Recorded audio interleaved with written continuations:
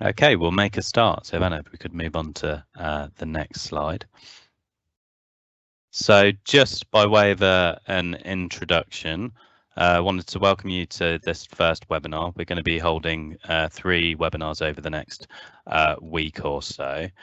This morning, we're going to be focusing on the new Challenge Fund model, but first, by way of housekeeping, we're on presentation mode, so don't be alarmed if you can't raise your hand or make any comments. But if you do have questions, please do make them in the chat, and throughout the session we'll try and respond to those, and I'll do a bit of a wrap up at the end of some of the key questions that have arisen today.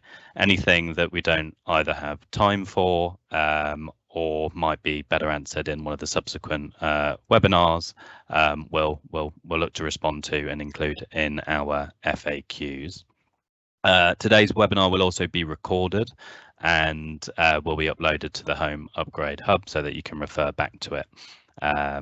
So don't worry about making screen grabs of any of the key content or anything like that. And yeah, the team will be talking you through some of the key detail. But we're really pleased that you're with us here this morning and are keen to kind of walk you through the new approach we're taking on phase 2 of the Home Upgrade Grant. So in terms of the agenda, we're just going to do a quick bit of background on HUG 2, some of the key dates that we have coming up, the overview of the Challenge Fund and an application overview, and then as mentioned, we'll do a bit of a Q&A at the end, responding to any questions that you do post in the chat.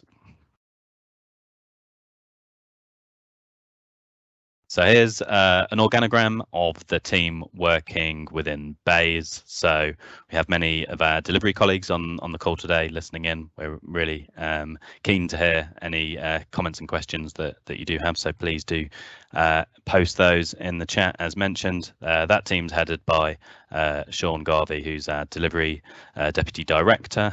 Many of you who have a HUG 2, a HUG 1 or a LAD scheme will be familiar with Sean from those projects. You'll be hearing from the policy team today. So I'm James Kerry, the head of the HUG 2 policy teams. Our policy area is headed by Fiona and Steph, who are our deputy directors. And today you'll be hearing from Anna and Monty, who are 2 of our experts that have been working up the scheme guidance and the application products that we'll be talking through this morning.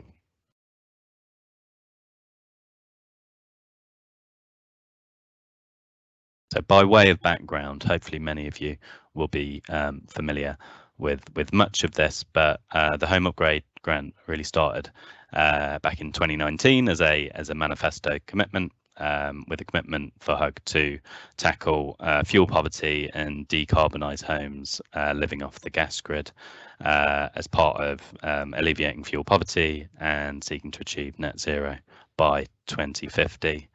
So far, just over £1 billion has been allocated to the Home Upgrade Grant in successive spending reviews, and that'll be delivered from 2022 out to 2025 with the new funding that we made available last week. Many of you, I'm sure, will be here because you are working on the first phase of the Home Upgrade Grant and are looking to have continuity of delivery out to 2025. We have 218 million of funding out there with local authorities at the moment being delivered alongside the 3rd phase of LAD under the Sustainable Warmth scheme. That funding, I don't know, there was a big round table on this last week, is being sought to be delivered by March 2023. We expect with the 2nd phase of HUG, we are launching the competition now with applications due in, and we expect that delivery to start ramping up after the conclusion of the 1st phase of HUG to provide that continuity out to 2025 as we look to hit fuel poverty interim milestones. The 2nd phase of HUG will seek to allocate up to 700 million of grant funding to local authorities, and as mentioned, we'll be running those competitions. We'll go on to the dates at which we'd like to see those applications arrive, but we expect surveying sign up to start next year and then delivery really to start ramping up next summer. And finally, we're also looking as part of a separate part of the team, the extent to which we could implement a direct-to-consumer route within the scheme. And this could be really important for if there are areas of the country that don't have a local authority scheme.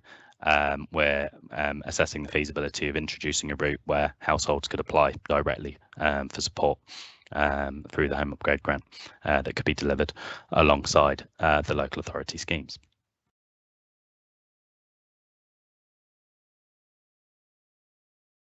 In terms of objectives, we have two primary objectives that are flagged in yellow there.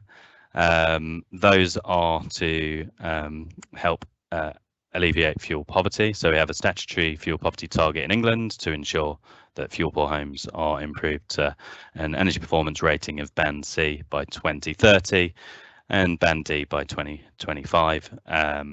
This has never been more important in terms of helping people with their energy costs. So we want to see measures installed that can reduce the energy demand in properties, so that those households can have lower energy costs.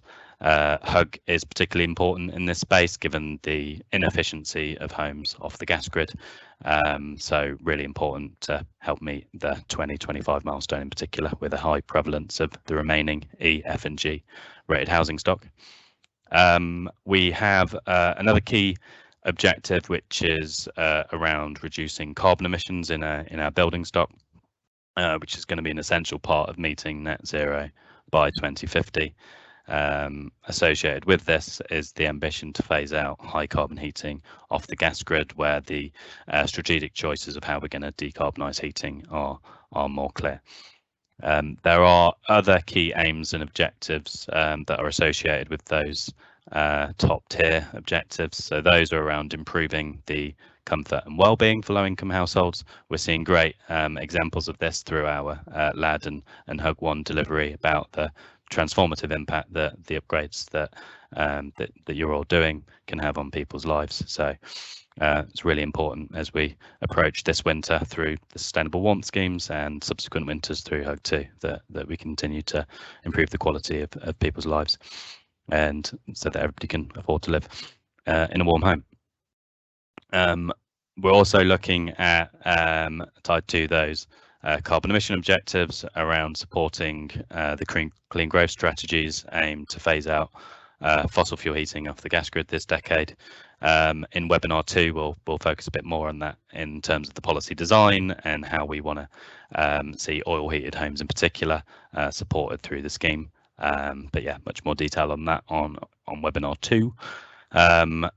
We're also looking at the kind of more macroeconomic end of the objectives. So both we want to see the retrofit supply chain increase, as well as supporting the green economy and associated jobs. So by delivering these upgrades, we can deliver those economic benefits and grow those jobs that are going to be essential to meeting net zero by 2050. Some key milestones upon the screen. So you're here today for the first webinar. There'll be subsequent webinars on policy and guidance. The stakeholder team have just sent out some revised updates with the invites for those sessions. So webinar 2 on the 6th of October, focus on all the key policy iterations we are making between HUG 1 and HUG 2. Webinar 3 will be a deep dive, lots of screen grabs and a run through of the application process. So it'll be a bit of a deep dive in what we'd like to see on each question in the application form, and that'll be on the 10th of October. Then turning to the application deadlines. So we'll get into some more detail on this as we go through the Challenge Fund, but what we've tried to do is not to constrain local authorities. Many of you will have kind of competing priorities and internal governance to navigate. So we've moved away from a single application deadline.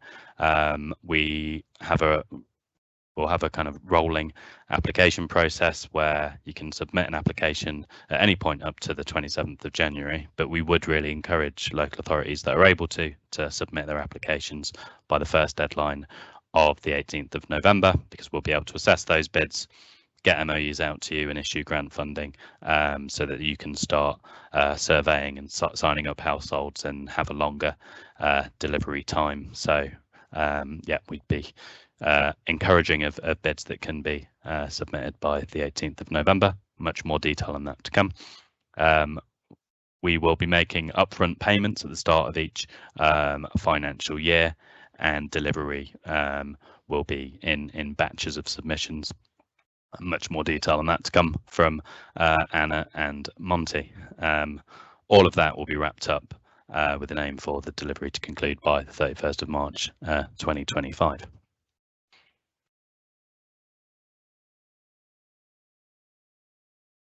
So I'm going to hand over to Anna and Monty. As I say, been really influential in designing all of this key detail, so you're in safe hands. So over to you guys to talk through the new Challenge Fund model, why we've done it, and a bit of a teach-in. Thanks, JK. Sorry, thanks, James. As you mentioned, I'm Anna Carlini. I'm a policy advisor on the Home Upgrade Grant 2. So now to get into the Challenge Fund model. So many of you will be familiar with our previous model, which was the competition model, and this was used under previous schemes that you're probably familiar with: the Local Authority Delivery, LAD 1 to 3, the Home Upgrade Grant 1, and the Social Housing Decarbonisation Fund 1 as well. So under this model, local authorities competed against each other to secure funding. So the new model is the Challenge Fund model, and there are a few ways that this is quite different. So under this new approach, the applications are split into two stages. There's the outline application stage and the batch application stage, and there's the delivery assurance checks in between. So one big difference with this model is that all local authorities that pass the bar will be funded, and the funding will also be drawn down in batches. So batches can be drawn down throughout the delivery window to pay for upgrades to batches of homes that have already been signed up, verified as eligible, assessed and approved for upgrade. So essentially a batch of homes that's ready to be retrofitted. And we hope that you feel this new approach addresses some of the concerns with the previous model. And I'll hand over to Monty.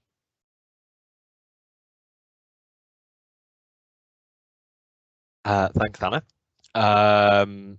So yeah, there are a number of benefits that I think Anna has started to touch on with the Challenge Fund that kind of go beyond what we had before with the competition model. So the first is that, as many of you will remember, we asked you in the Sustainable Warmth application to provide an estimate of the number of homes that you would deliver and largely what that kind of housing stock and measure mix would be in that. What we've instead decided to do, as part of the Challenge Fund is, one of the benefits that comes with the Challenge Fund is that we will no longer ask local authorities to estimate the homes that are going to be submitted. And what we do instead is ask the retrofit coordinators to be put at the heart of the process to decide what measures are appropriate for a home. So what will happen is that local authority will find a home that's eligible, it'll send in a retrofit coordinator. Together, the local authority and the retrofit coordinator will develop a medium-term plan, which the consumer will be able to decide which measures they want to go into their home. This has two advantages in that it avoids local authorities having to estimate which homes they will sign up and what measures will be installed in those homes, but also it will reduce the likelihood of change requests, which I know are the bane of everyone's lives from Sustainable Warmth. The second benefit that Anna seemed to touch on before was about drawing down funding. So again, rather than us providing local authorities with a lump sum of funding as we did in the competition model, instead, as batches of homes are submitted and approved that are signed up to be retrofitted under HUG 2, those will go to the delivery partner, and once approved, a portion of funding of the whole project allocation will be drawn down to fund the retrofits that go into that batch of homes. And the advantage of that is that it means that we don't have to claw that funding back later, because we're very confident that batch of homes will be delivered appropriately. James touched on this one before earlier, but another benefit that we have is that we will have more than one application deadline. So there are two application windows, one ending on the 18th of November and the second ending on the 27th of January. And by having these two deadlines, what we allow is local authorities sufficient time to prepare their applications, but those who are ultimately unsuccessful in the first application window to both reapply with an improved application, but also to access the technical assistance facility support, which means that those local authorities who failed will be actually able to improve their applications, and the TAF will be able to perhaps touch on some of the problems that those local authorities faced and improve their capability and capacity. Going back to the point that James made earlier, we really do recommend that you apply for the first deadline, just because it will enable as many of you as possible to not only get access to funding potentially sooner, but also to in the unfortunate situation where some may fail, to actually improve their applications and increase the capacity and capability of your delivery retrofits. And the final advantage is that we have greater control over NPV and inflation, so that's the net present value. So we set basically cumulative tolerances for value for money for individual batches. So what that means is that basically over the course of every batch that's submitted, the amount of funding for each kind of measure and each kind of the policy rules extends further and further, provided it's not all consumed. I'll allow Anna to go into what that means in a bit more detail, but basically there are three kind of controls that we have on cost. So the first is that for the types of measures, in that 60% of the kind of really grade A measures that we have must encompass about 60% of the cost of projects. The cost of measures must sit within a kind of control of upper and lower bounds based on some sustainable warmth benchmarks, and the overall grant costs and housing stock types also sit within some kind of controls that we call tolerances. And what happens is, as a batch is submitted right before those homes are about to be retrofitted, what it will mean is that the costs that you provide to us, provided that they're within these boundaries that we've set, will be approved, and it will enable the installation of those measures to go in immediately. And the benefit of that means that, as opposed to you estimating what your costs are a year in advance and then global and local factors causing inflation, we're pretty sure that that means that the cost that you provide will be as accurate as possible, and that will mean that we'll be able to control the level of inflation, but we'll also be able to have a scheme level a really good estimate of the benefits and value for money that are conferred. I'll pass back to Anna to take us through the next one. Thanks, Monty. Yeah, so I've got two diagrams coming up for you, and the next one is much more complicated, so I'm just going to whiz through this one first. But now we've come to the challenge fund model itself and what it actually looks like. So this diagram shows the broad outline of how the challenge fund model works, with the two stages, the outline application stage and the batch application stage, with the delivery assurance checks in between, which must be passed to move from one to the other. So I'll show you that more complicated diagram here. So this goes into a bit more depth about how all of that works. As you can see, it starts with the outline application stage, which is the stage that obviously has just been opened, or at least the first window has. And this stage is where you will submit the outline of the project that you wish to carry out. So we'll be asking you to submit information on the project size, delivery and commercial assurance, and your low-income targeting and verification methods.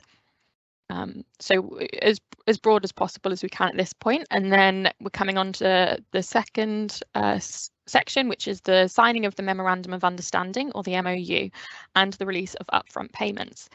So this is the signing of the MOU unlocks the mobilisation payment, which is to help stand projects up, and the deposit payment, which can be used later in the process, which once batch application stage has been unlocked. So this funding can be used to begin delivery whilst waiting for BEIS funding to reach your bank account. And Monty will go into these payments in a bit more detail later on. So then we'll keep going along, and you can see that the delivery assurance checks are next, and these will check adequate progress has been made against plans submitted in the outline application stage. So specifically, we'll be looking at how the project has been resourced and if contractors have been procured and if they're in place to deliver upgrades. Passing these checks means that you'll move on to the batch application stage. At this stage, you'll submit actual housing stock data. So you'll have your measure mixes, as Monty was mentioning earlier, and costs for a batch of ready to retrofit homes. So if this batch is approved, you'll draw down funds from BEIS to deliver the upgrades. And if it fails, you'll be directed towards the TAF, which is the Technical Assistance Facility, for support with your application. And the batch application stage will be repeated throughout the delivery window with funding released in batches. And you're able to submit batches as often as you like, as big or small ones as that suits you best. And payments will be made from BEIS on a monthly basis. So I appreciate that's a lot to take in, but as we said, you will be able to access these slides after the presentation. And I'll hand back to Monty to tell us a bit more about those payments. Thanks, Hannah.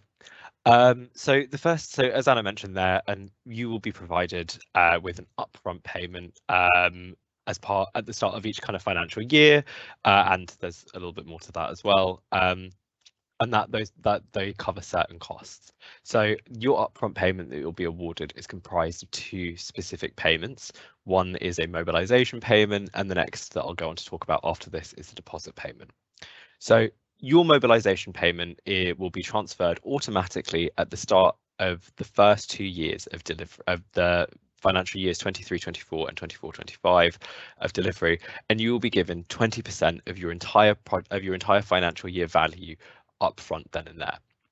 So this includes the 15% A&A spend, and the purpose of us giving you this upfront payment once your MOU has been returned was basically to enable you to hire resource, to procure installers, to mobilize your project, so to get the resource in, but also to get the kind of project managers in, but also for you to go and sign up and assess homes ahead of the batch process starting.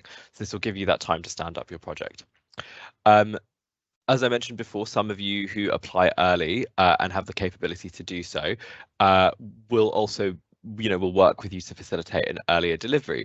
And basically what will happen is if you submit your application in soon enough and you have the capacity to start delivering in this financial year, 22-23, we'll work with you and it basically fund a small portion of your mobilization payment, which will be paid in February and March 2023, where possible, to basically get you even starting to stand up your projects in advance of the 23-24 payment going out to you. So before I go on to talk about when you'll receive that funding, the mobilization payment covers certain specific costs. But these are flexible, and in effect, anything that you can justify will be required to stand up your project. So it's basically ahead of capital measures being installed inside a home. So, for example, and of course, it's not prescriptive as to where you put how you budget these, whether they're A&A or capital, but we generally expect that a majority of these costs will be A&A. So the first will be around, there's funding available as part of your mobilization payment to hire internal resource. So we expect generally projects to be managed and resourced by 2 full-time equivalents, one specifically for reporting and data, and the other one for project management, or to some degree will require some proof that resource is in place, how it's funded, and basically just to check that they have the capacity to run the project. As part of this, the mobilization payment will also, cover the cost of retrofit assessors, coordinators, and designers to go into homes to create those designs, to, develop those medium-term plans and agree the measure mixes with the householder and the LA. The mobilization payment will also cover ad campaigns and marketing. And so basically, to build that really strong pipeline of homes that are signing up, that requires really, really good engagement. And we want you to do that ahead of your project starting. So some of that mobilization payment will be available for those things. On top of that, there'll also be, mobilization payment for search costs, finding those eligible homes. The cost also, outsourcing work to contract and sign up homes with a managing agent, for example. And finally, some of that mobilization payment can be used on procurement costs or specialist support. So where in the case you might need some consultancy help as well. Going back to when those payments will be made. So as I said, if you submit for the first or second application deadline, you will receive your payment in April 2023. at the start of financial year 23-24.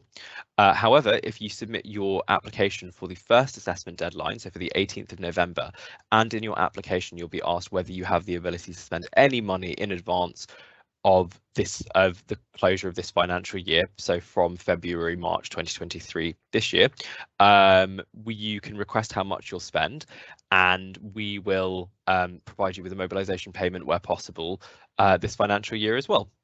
And it's also just worth recognising that any funding that we give you for financial year 22-23, so those February and March financial year payments, will not contribute towards the ANA cap for the grant period. So, there's a 15% cap, but any payment that you're given this year will not contribute towards that. So you'll have some additional flexibility. It's a bit of a bonus in that sense. Moving on to the deposit payment. If it will, there we are. So on top of the 20% mobilisation payment that you will be provided for 23-24 and 24-25, we're also going to give you 10% of your estimated financial year spend as a deposit payment with that other mobilisation payment.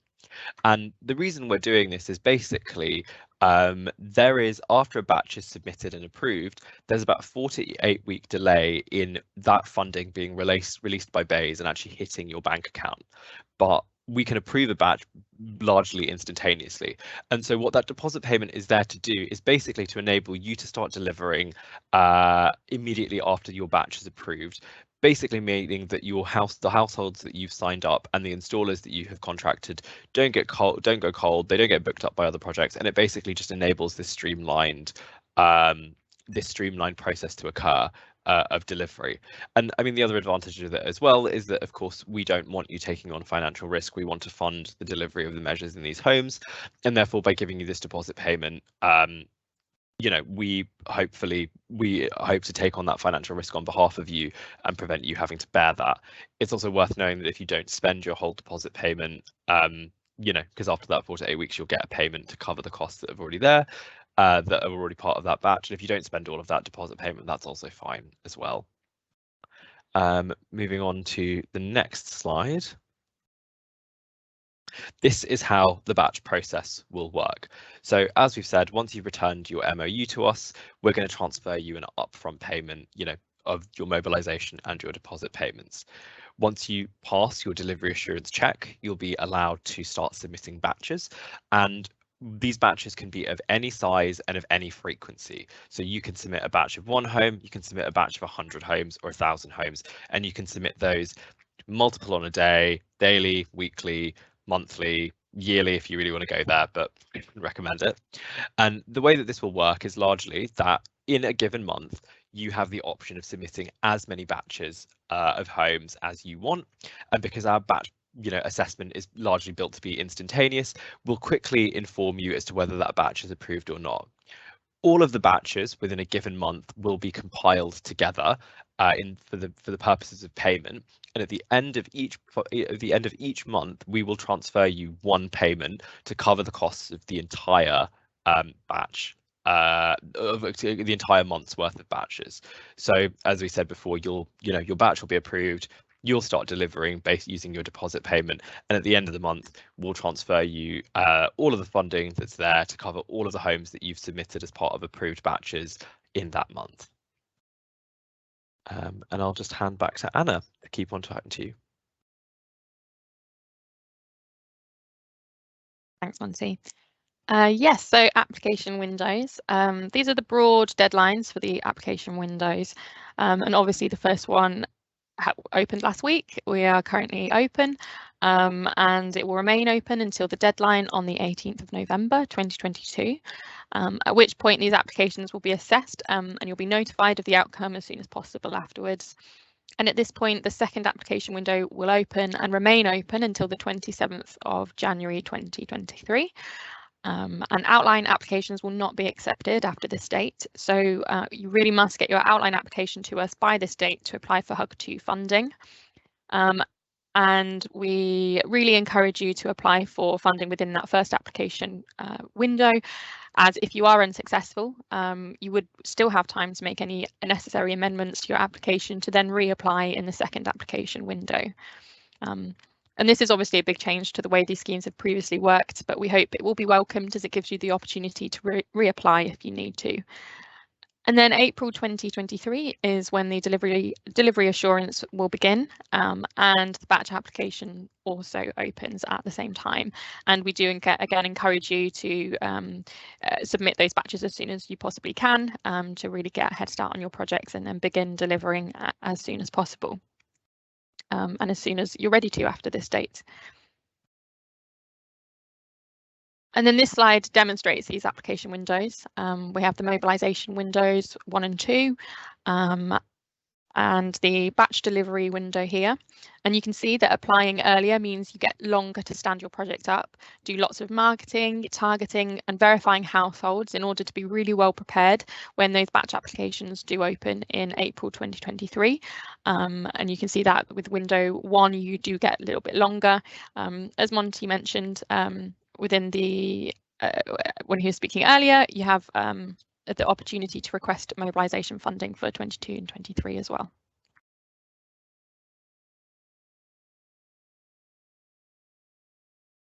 Right. So when it comes to responding, when it comes to providing us with your application, you should submit those to the hug.project@beis.gov.uk email address. There is a form that is on gov.uk that you can download, but of course feel free to email us if you have any questions. We will then go out to contact you to inform you of the outcome of your applications, and we'll also publish that on gov.uk.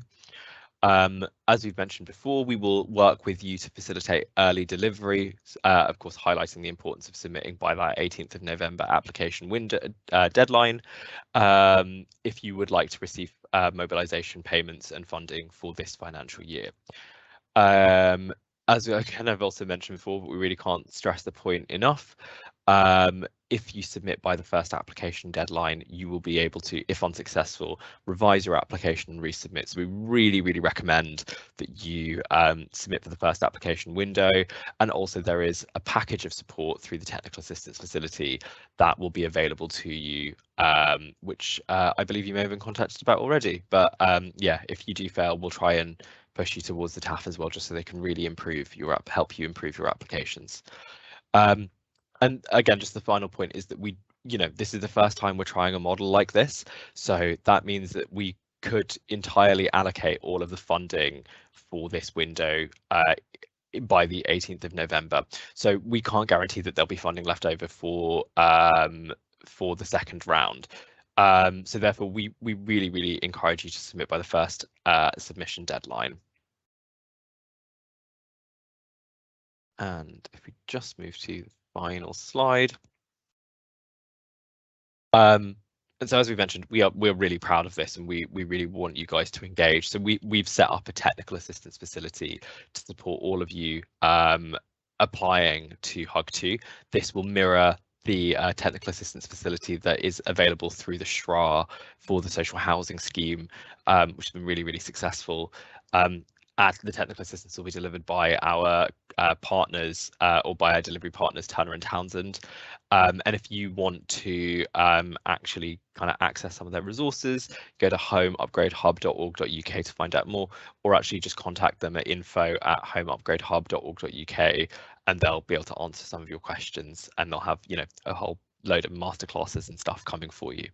A final point is also that the Social Housing Decarbonisation Fund Wave 2.1 is also opened at the same time as HUG2, so you can follow the link and you'll be able to find out a bit more about that if you're interested in applying.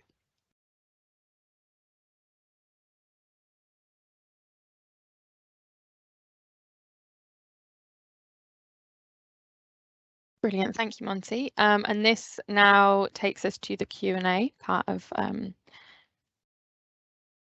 our presentation today. So bear with us one moment while we switch gears here.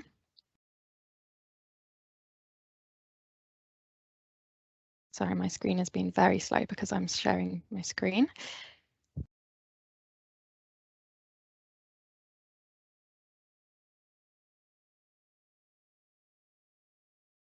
I can see a question here from Nick Adlam. What evidence do you need to prove that a home has less than 31k income. Monty, I can see you're replying to this post. I don't know if you want to come in. I will just say briefly that we will be going into the policy in more depth in our next webinar, which will be on the 6th of October on Thursday. So please do come along to that and we will go into that in more depth. Monty, did you want to come in as you're already writing a reply there? I don't want to. Yeah, sure. So I mean, I was actually in the process of responding. So basically, there are, as and Anna, I'm sure you can also come in as well. There are a number of kind of verifiable proxies that are available to local authorities, and as part of your application, we want to hear how you will be verifying those their income. So there are all sorts of different ways, and again, as Anna has said, will be a greater discussion of what those are in our next session. But so far there's you can confer eligibility through things like means tested benefits. We'll be introducing a new IMD eligibility route that we think will be really, really good for certain LAs or for most LAs to actually be able to automatically confer eligibility. There'll be things, there's other mechanisms. You can use your Eco LA Flex declarations. And just to let you know that our technical assistance facility will also be producing a toolkit for you guys to use to actually kind of identify eligible housing stock, or and potentially confer some of that eligibility as well. Anna, I don't know if you want to expand on that anymore, or James as well. You are both subject experts.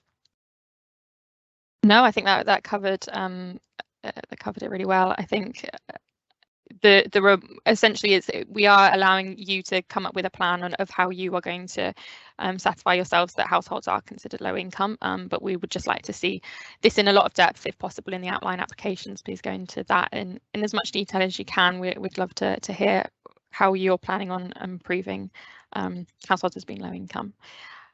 I can see another question also from Nick Adeline. What match funding is required? So for this, we require match funding from landlords. So we require landlords to pay 1/3 or up to, or they can pay more than 1/3 of the total costs of the upgrades, and that's for private landlords. And then social landlords, we require to pay 50% of the total cost of the upgrades. So I hope that answered your question.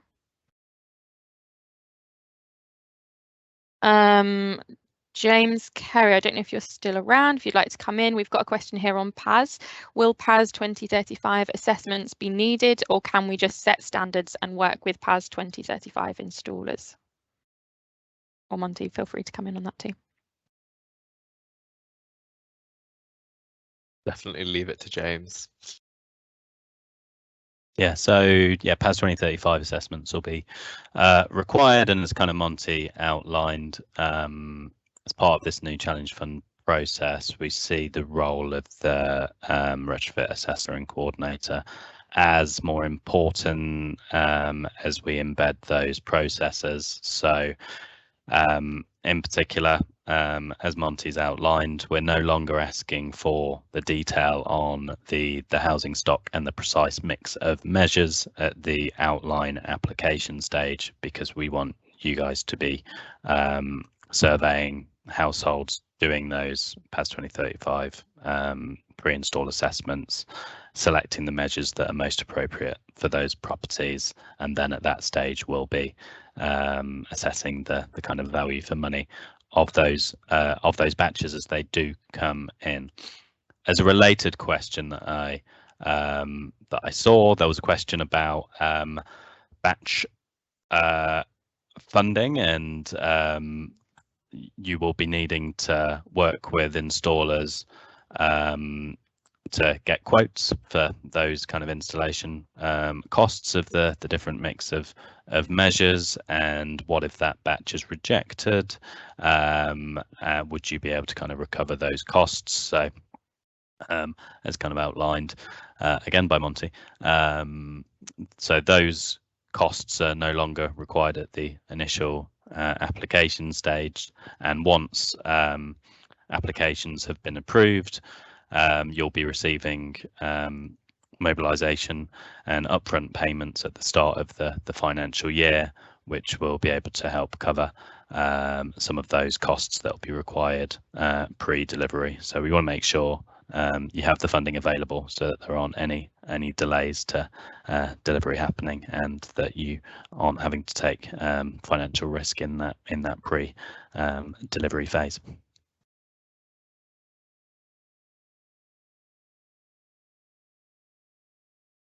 Brilliant, thanks, JK. I don't know if you spotted any more questions that you think are worth highlighting now. It's probably another that was kind of relevant for this session in particular, was around support in putting those applications together, and just the acknowledgement that that many local authorities will have limited capacity and needing to balance priorities with putting in a bid for kind of the social housing wave 2.1. So to clarify, the home upgrade hub is now live and has some resources to be able to support local authorities. For clarity, this wouldn't extend to writing applications for individual local authorities, but there are resources there to kind of support that process. Another point to make in that space would be the intent behind this funding allocation is we're only seeking to ask local authorities for the information that we need at this stage. So we expect it to be a less burdensome application process at that initial outline application stage, i.e. we're not asking for that detail on precisely what housing stock are you seeking to upgrade, and the mix of measures at that outline application stage. The multi-application stage will mean we'll be asking for that information later. And yeah, just to kind of, I guess, acknowledge and appreciate that we have these two schemes that are seeking to deliver to the same timelines. We've recently been really pleased to secure the approvals to be able to make these schemes available to you. We have the kind of shared aims of wanting to give you as our delivery partners as much time as possible to be able to deliver those upgrades. That does mean that to enable projects that are able to, we've got short initial assessment times to be able to make use of funding that we have available this financial year. But appreciate that in some scenarios that will mean some prioritization might have to happen within local authorities. But yeah, the challenge fund's designed so that isn't the sole opportunity, whilst we would still kind of encourage those that are able to get their outline applications in, so that they can kind of hit the ground running when HUG 1 concludes in March of next year. And say just finally, there are kind of a range of questions in there that are pertinent to the key aspects of policy design. So we've covered the 31,000. There's some questions in there about tenure, about matched funding, about the targets we'll be looking to kind of achieve through the scheme, all of which and much more will be covered in the second webinar that will focus on the kind of key aspects of scheme design. But can quickly cover some of those off now, and then because we've got a bit of time before diving into much more of that detail in that second webinar that will be focusing on all of those key aspects of design. So there was a question on must a bid include private housing, or could it be local authority only stock? And so yeah, for clarity, if you are seeking to deliver a project that is predominantly or exclusively social tenure, then social housing wave 2.1 has been made available, and that would be the appropriate scheme to be delivering those upgrades. So the home upgrade grant is focused on low-income owner-occupiers and those low-income tenants in the private rented sector. We do permit social housing as infill within the scheme. This is really designed to ensure that where we have mixed tenure estates, that individual social tenure properties don't fall between any kind of policy segmentation gaps. The equivalent flexibility applies on the social housing scheme, so that individual private households don't fall between those gaps. Also, match funding. So yeah, there is no match funding requirement for low income owner occupiers. So up to full grant funding can be provided. We'll be talking you through the revised cost caps about how much funding is available based upon the type of property, but no funding, match funding requirement for low income owner occupiers. We want to make sure that those households don't have to contribute to the costs of upgrades. Where you are installing measures in the private rented sector, we do require a minimum 1/3 of the cost of upgrades, as has been the case for LAD and the first phase of the home upgrade grant. So landlords are required to make an investment in their asset, and yeah, government will provide up to 2/3 of that grant funding. Where you are installing social housing infill, we have aligned with the 50% match funding requirement for coherence with the SHDF scheme.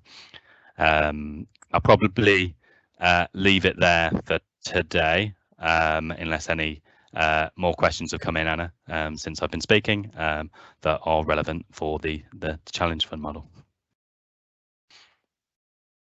No, I think that's a good point to wrap up.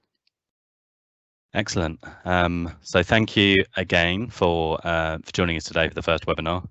As mentioned a few times, this will be made available on the Home Upgrade Hub so that you can refer back to the key material, and then it looks like there'll be lots of key questions about the scheme design, which will be the focus of webinar 2. So look forward to hearing from many of you then, and thanks again for joining us this morning.